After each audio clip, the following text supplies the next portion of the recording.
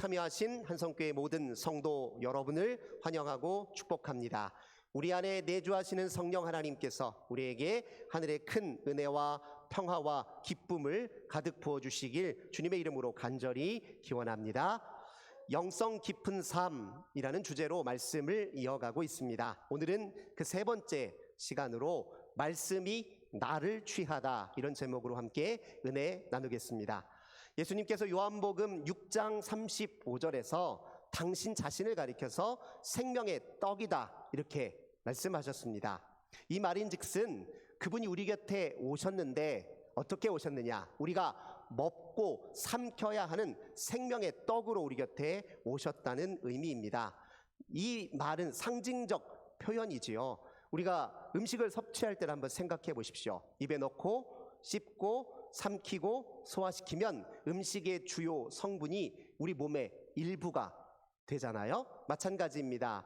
우리 예수님을 생명의 떡으로 먹고 취한다는 것은 무엇을 의미하냐면 그분과 내밀한 사귐과 교통 속에서 그분이 우리의 존재와 삶의 일부가 된다는 것을 의미합니다. 우리가 지속적으로 반복적으로 그분과 내밀하고 교통하고 교감하면서 그분의 삶과 인격과 가르침을 곱씹고 받아들이면 그분이 우리의 인격과 삶에 드러나고 우리의 인격과 삶을 주도하신다는 것을 예수님은 생명의 떡이란 말로 표현하고 계신 것입니다. 우리의 몸과 마음을 이렇게 잘 살피면 우리는 지금까지 우리가 먹고 취해왔던 것들의 결실이고 산물이라는 것을 금세 확인할 수 있습니다. 우리의 몸을 한번 살펴보십시오. 우리 처음 태어날 때 누구나 3.5kg 정도로 태어났잖아요. 그런데 지금은 거의 10배 이상의 몸무게를 지니고 있습니다. 처음 우리의 몸은 엄마로부터 부여된 몸이라고 치더라도 지금 우리의 이 몸은 어디에서 온 것입니까? 그동안 우리가 먹었던 음식, 그동안 우리가 취해왔던 이 자연으로부터 온 것 아닙니까? 우리가 그동안 무엇을 먹고 살아왔는지에 대한 그 이력이 우리 몸에 고스란히 남아 있습니다. 우리가 먹은 음식으로 우리의 몸의 체질이 변화되었죠. 피검사만 하더라도 우리가 무엇을 주로 먹고 있는지, 어떤 음식이 우리 주 음식물인지 금세 알 수 있는 것 아닙니까? 몸뿐이 아닙니다. 마음도 마찬가지입니다. 우리의 마음의 생각을 한번 되돌아보십시오. 어린 시절에 우리가 품었던 생각과 지금 우리가 늘상 하고 있는 생각에는 분명한 차이가 있지요. 어린 시절 우리는 부모로부터 전수된 생각을 갖고 있었습니다. 주 양육 환경에서 경험한 것들을 기초로 생각을 품고 살았어요. 근데 지금 우리가 갖고 있는 생각은 다 어디에서 온 것입니까?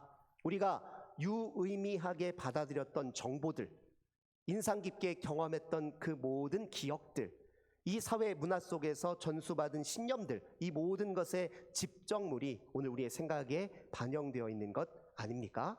욕구도 마찬가지예요. 어린 시절에 우리가 가졌던 욕구는 자연적 욕구에 가까웠죠. 잘 먹고 잘 노는 게 어린아이들이 원하는 일이었습니다. 근데 우리 다 자란 우리 성인들의 욕구는 아이들과 좀 다릅니다. 우리는 더 많이 벌기를 원하고 더 높아지기를 원하고 성공하기를 원합니다. 오늘 우리가 품고 있는 이 욕구는 어디에서 온 것입니까? 이 세상의 유행과 풍속을 쫓아 살면서 이 세상이 원하는 걸 내가 원하고 이 세상에서 관심 두고 사는 걸 내가 관심으로 삼고 하는 그 모든 여정 속에서 이 사회에서 전수받은 환상과 이데올로기를 통해서 지금의 내 욕구가 형성되어 있지 않습니까? 이 세상이 우리에게 주입하는 끊임없는 환상과 이데올로기가 무엇입니까? 많이 벌어야 사람 대접받지, 많이 번 만큼 행복한 거야. 이거 다 우리가 사회에서 전수받은 환상과 이데올로기 아닙니까? 그러니까 우리의 욕구도 사실 지금까지 우리가 취해왔던 이 사회로부터 부여된 것입니다. 우리의 감정도 마찬가지입니다. 어린 시절의 기본 정서와 우리가 지금 현대인들이 다 자란 우리 성인들이 갖고 있는 기본 정서는 좀 다른 것 같습니다. 어린 시절에 우리는 어떤 상황에 직면해서 나타내는 감정이 자연스러웠어요. 슬플 때는 울고 기쁠 때는 웃습니다. 두려울 때는 무서워 떨었죠. 근데 지금 현대인들은 그렇게 어떤 상황에 직면하여 자연 발생적인 감정이 아니라 평균적으로 늘 화가 나 있는 것 같아요. 늘 불안과 우울이 일상화되어 있는 것 같습니다. 우리의 기본 정서가 그렇다는 것이죠. 어디에서 그런 감정이 왔습니까? 그동안에 우리가 어떻게 우리 상황과 삶을 대하여 왔는지, 어떻게 대응해 왔는지에 대한 이력이 그 감정에 고스란히 드러나 있습니다.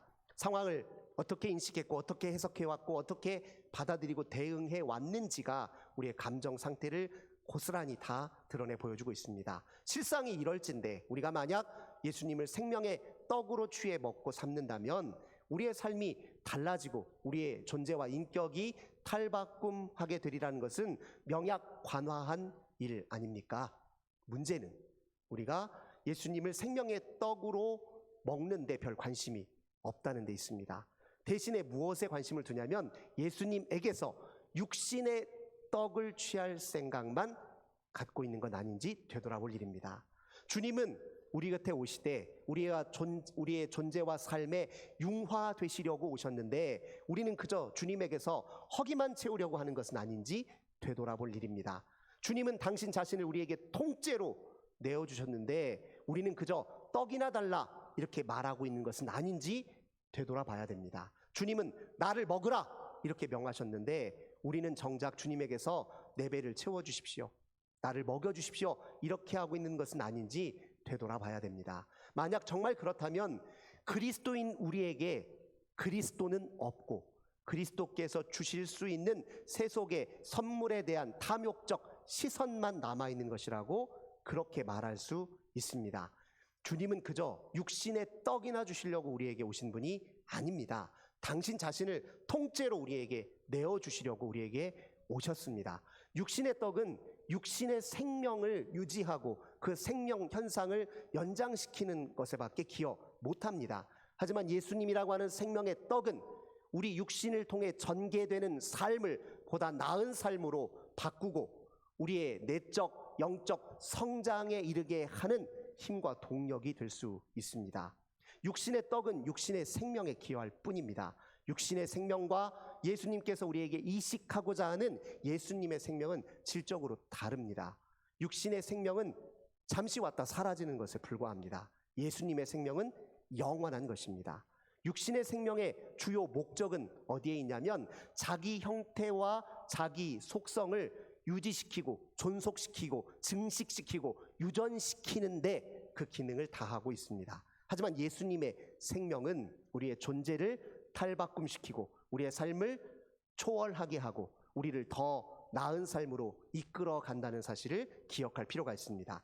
육신의 생명은 우리의 심장을 뛰게 하고 내 피를 돌게 하지만 예수님의 생명은 우리의 가슴을 뛰게 합니다. 그분의 생명은 우리가 더 나은 삶을 위해 가치 있는 것을 위해 땀 흘려 일하도록 만든다는 사실을 기억할 필요가 있습니다. 그러니 그분의 생명을 취하는 것, 그분의 생명의 떡을 먹고 마시는 것이 얼마나 중요한 일인지 우리가 두말할 필요가 없습니다. 예수님이 우리 가운데 새로운 생명으로 임하실 때 우리의 삶이 당연히 달라지지요.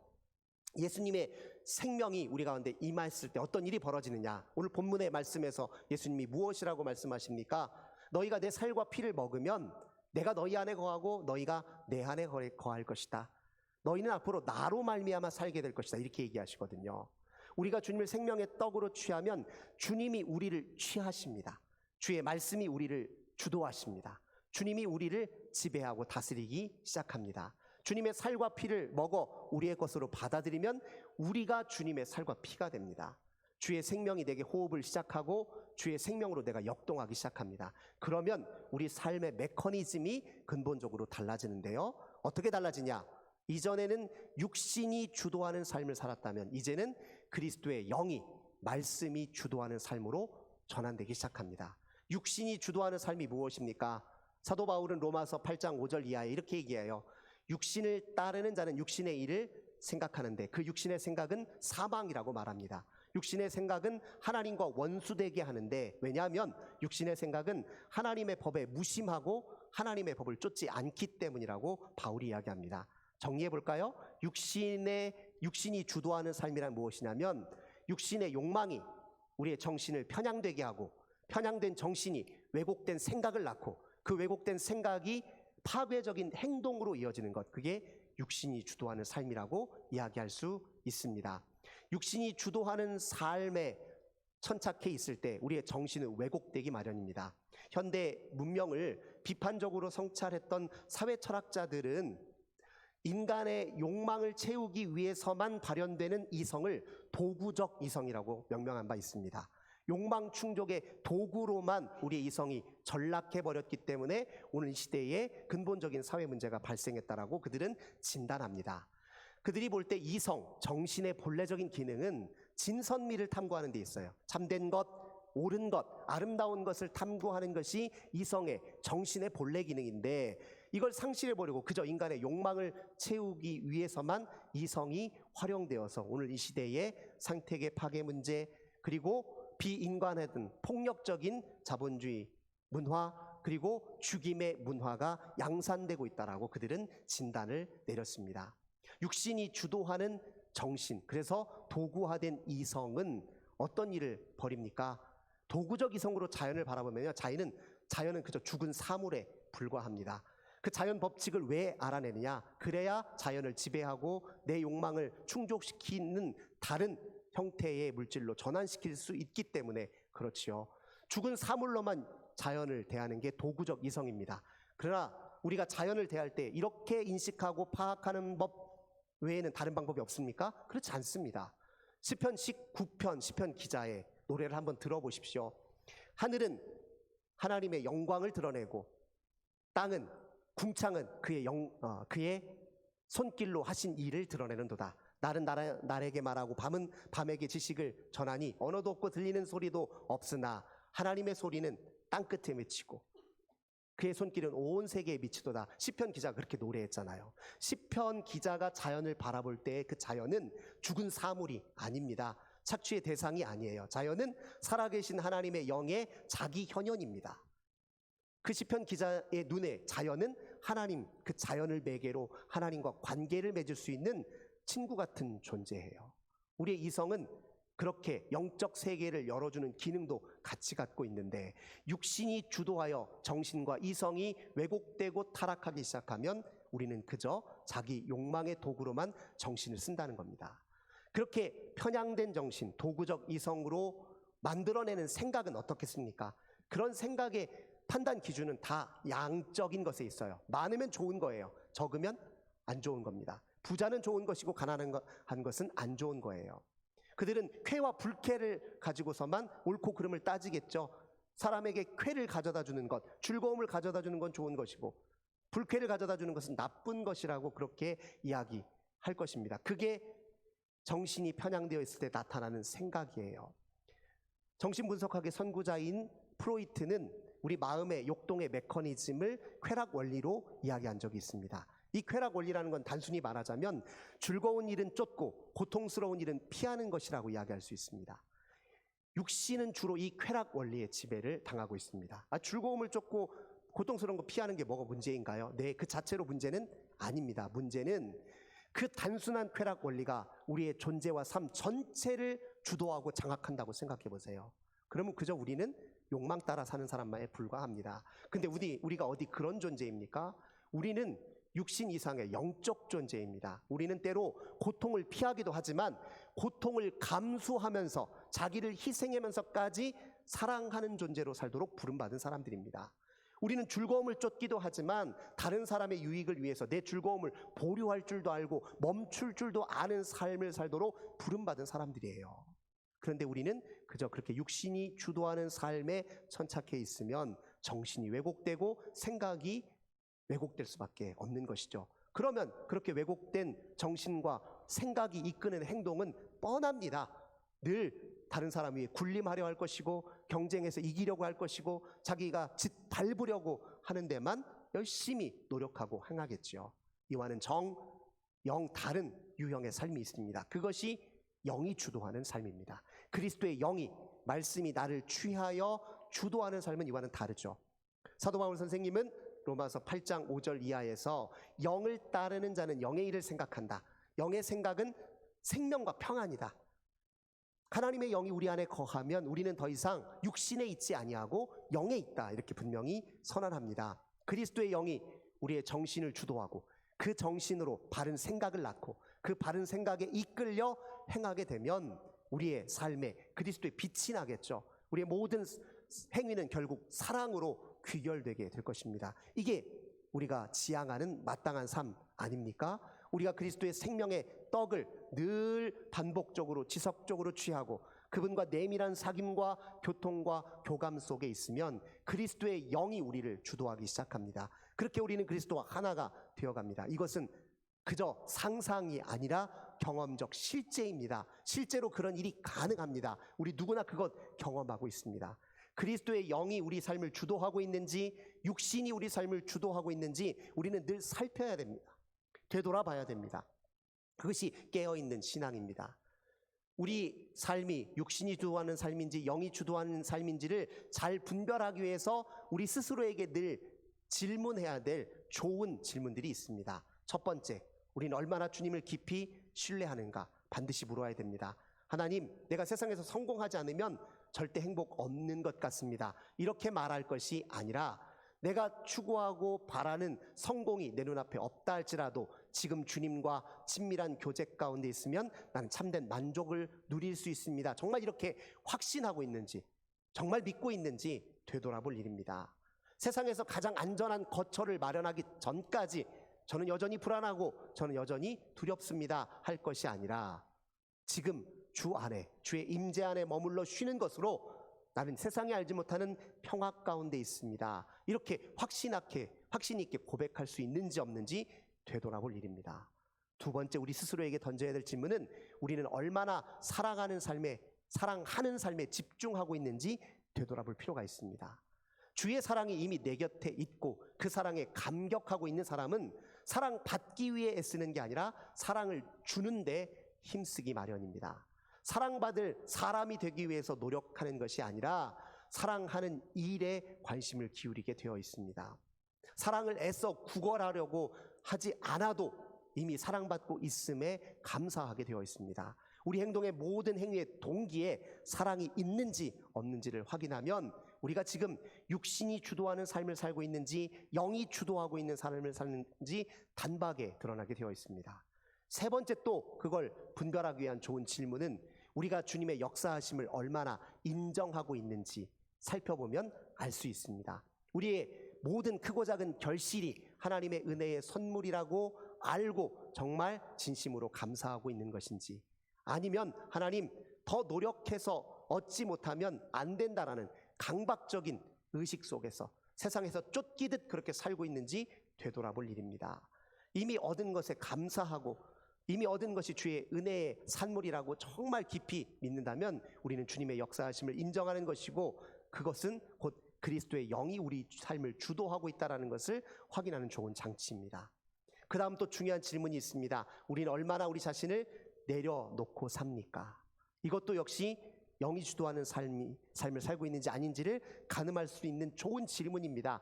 욕망을 채우는 일에만 얼마나 힘쓰고 있는지, 아니면 주를 위해서 때로 욕망을 멈추고 보류하고 그것을 내려놓는 일에도 참여하고 있는지 되돌아보면 금세 확인이 가능한 일입니다. 우리는 얼마나 다른 사람에게 관대합니까? 그리스도의 말씀이 우리를 주도하기 시작하면요, 내 생각은 상대화되기 시작해요. 아무리 옳다라고 믿은 내 생각도 불완전하고 그럴 수 있다는 것을 인정하기 시작합니다. 오직 진리 이외에는 모든 것 다 불완전해요. 내가 아무리 똑똑해도 내가 하는 생각에는 빈틈이 있고 다른 사람의 생각이 아무리 어리석어 보더라도 그의 생각에 부분적 진실이 있습니다. 누구나 저마다 갖고 있는 생각은 부분적으로 옳고 부분적으로 그릅니다. 그걸 인정하게 만드는 것이 진리에 붙들리고 말씀에 붙들리면 그걸 분별할 수 있게 됩니다. 진리 외에는, 주의 말씀 외에는 모든 생각은 다 불완전한 것에 지나지 않는다라고 인정하면 다른 사람들, 그들이 갖고 있는 의견과 생각과 말 때문에 내가 그들을 비난하고 헐뜯을 이유가 없어집니다. 관대해지고 포용할 수밖에 없습니다. 너나 나나 다 불완전하고 네 생각이나 내 생각이나 부분적으로 옳고 부분적으로 그런 것일 뿐이야. 내 생각 얼마든지 틀릴 수도 있어. 이렇게 생각하는 순간 우리는 훨씬 더 관대해지고 우리의 관계는 더 아름답게 소통이 이루어지겠죠. 얼마나 관대한지를 보면 우리가 얼마나 그리스도의 영에 주도된 삶을 살고 있는지 확인할 수 있습니다. 뿐만이 아닙니다.